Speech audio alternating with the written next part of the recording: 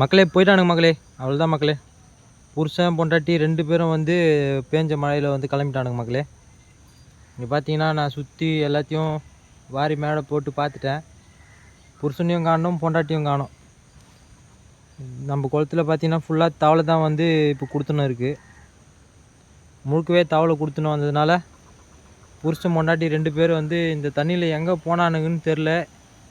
நான் அவனுங்களை எங்கே தேடுறதுன்னு தெரில. தேடாத இடம் இல்லை. காணாமல் போயிட்டானுங்க மக்களே. அப்படியே மழை பெஞ்சி ஏறிக்கு போயிட்டானுங்க போல். எந்த பக்கம் போயிருப்பானுங்கன்னே தெரில மக்களே. இவ்வளோ நாள் நம்ம கூடவே இருந்தானுங்க.